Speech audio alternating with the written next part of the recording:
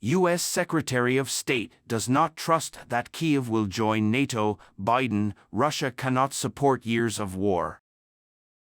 Ukrainian Defense Minister Oleksiy Reznikov said that the NATO summit in Vilnius, Lithuania, was very successful and announced military commitments totaling more than $1.5 billion. These include Scalp missiles, Leopard main battle tanks, Patriot anti-aircraft missiles, and F-16 fighter pilot training. Russia's flagship Uralcrude has violated the price cap set by the Group of Seven in an attempt to punish Moscow's efforts and commercial victory. Uralcrude surpassed $60 a barrel on Wednesday, reaching the ceiling set last year by the Group of Seven nations to limit the revenue of Moscow's war machine, Price Association FIT Argus Media reported. President Donald Trump said he trusts Russian President Vladimir Putin's understanding of U.S. intelligence. At a press conference with Finnish President Sauli Niinistö on Thursday, Biden said the United States can complete its NATO commitment. As President Trump, the current chairman of the 2024 Republican election, has repeatedly said that he will pull the United States out of the alliance if members do not meet their targets to spend 2% of annual GDP on defense. There is no doubt that the American people have a lot of support from Congress, House, and Senate members and both parties. Even if there are some bad people in both parties. We will stand together, Biden said.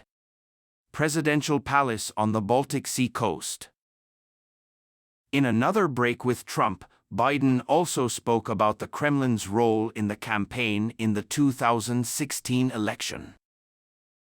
They interfered in the American election, Biden said. So this is nothing new.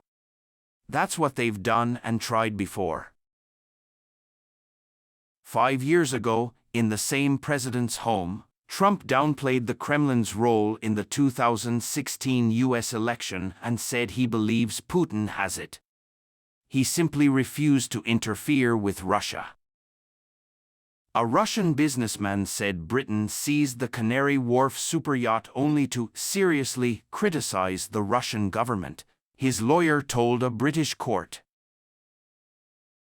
Real estate and food producer Sergei Nomenko, who is not sanctioned, is suing the British Ministry of Transport, saying that he has no politics and is also linked to Russian President Vladimir Putin. Vladimir Putin has nothing. Do it with him, Nomenko's lawyers said in court before Thursday's hearing that the freezing of nearly 60 million new yachts last year violated Nomenko's piece of property rights under the European Convention on Human Rights.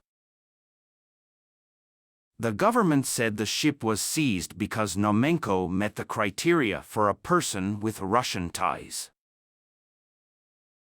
The prosecutor's lawyer said Britain tried to force Nomenko to criticize the Russian government, without considering how it would affect him and his business in the country.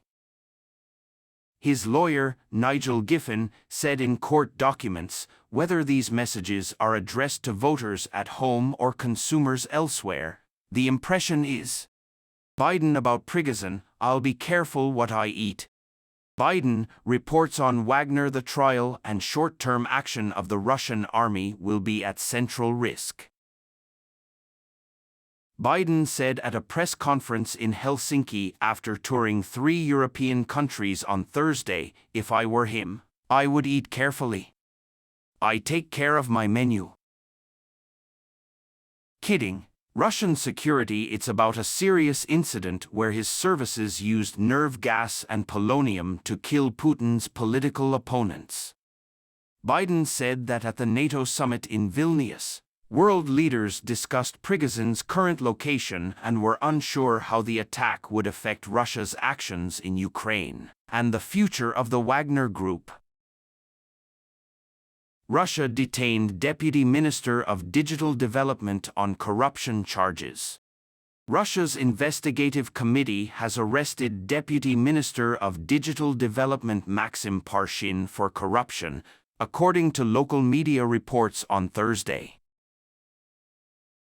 State TASS news agency reported that at the Moscow Bauman court, Parshin was accused of taking large sums of bribes.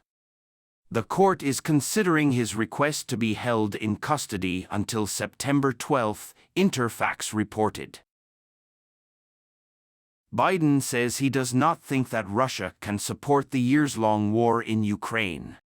Biden, citing Russia's economic and political reasons, says that he does not think that Putin will wage a war in Ukraine for years.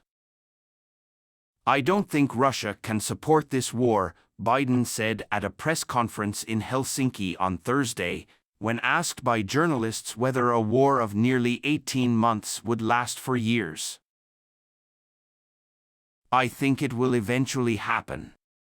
In such a situation, President Putin will decide that it is not in Russia's interest to continue this war, commercial, political or otherwise, but I cannot predict what will happen," Biden added. Putin lost the war. Putin has a real problem. Russia finally cut off its crude oil exports at the best time. Russia finally cut off its crude oil exports at the best time. Moscow has promised to reduce its exports to the international market by 500,000 barrels per day next month. It's a sign of solidarity with OPEC+ leader Saudi Arabia, and an attempt to answer months-long questions about whether Russia will cut oil, as announced in February, while backing exports. August gives Moscow the best opportunity to make important gestures at low cost. Companies can move crude from exporters to domestic producers, which will operate at higher prices as spring ends and a favorable period passes in the state. Indeed, Russia should be able to meet its export targets without further production cuts. To strengthen relations with Saudi Arabia, Russia will use its commitments to reduce exports, said Victor Katona, chief crude oil analyst at market intelligence firm KPLR. The refinery industry is absorbing it, they left in April, and the truck's tracking data shows deliveries are steady from the month to mid-May. Episode. Austin says, without a doubt, Ukraine will join NATO after the war. Austin told CNN that the commissioners wanted to act quickly after discussions about Ukraine's plan to enter, assuming Ukraine meets conditions such as the development of military equipment, training and making decisions and other reforms. Ukraine's membership was the main topic of discussion at this week's meeting of NATO leaders in Vilnius, Lithuania, where Zelensky continued his support for accession. "I don't believe that will happen," Austin said in an interview in Vilnius. "We've heard that from almost every country in the room, and I want to say that gives President Zelensky confidence." The overthrow of the Russian general Spartacus sparks internal conflicts in the ruling party. A Russian general accused the president's military leader of being a traitor and was removed from him. His criticism of military casualties in the Ukrainian war has sparked disagreement in Putin's cabinet. After the attack of Wagner's mercenaries, military operations were intensified. Prime Minister Ivan Popov, nicknamed Spartacus, is the 58th Zaporozhye region of Russia in Ukraine. About the lack of war, Popov told his gladiators in a message in which he said that our brothers suffered greatly from enemy fire due to the lack of protection. In fact, senior leaders have heard some of the dangers of these criticisms, said Popov, and immediately prepared for Defense Minister Sergei Shoigu to dismiss him. He said that when the Ukrainian army could not be affected by the Russian defense, the military commanders, attacked from behind, cutting our forces insidiously and ruthlessly at the most difficult and hard time. Popov's accusations and the debate over his dismissal underline the ongoing tension between the authorities since June 24.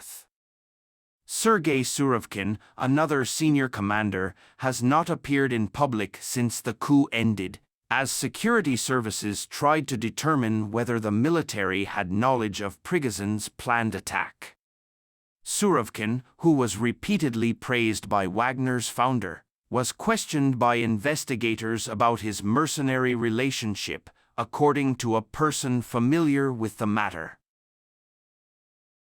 In January, Putin appointed Gerasimov as the head of the Russian army, replacing Surovkin.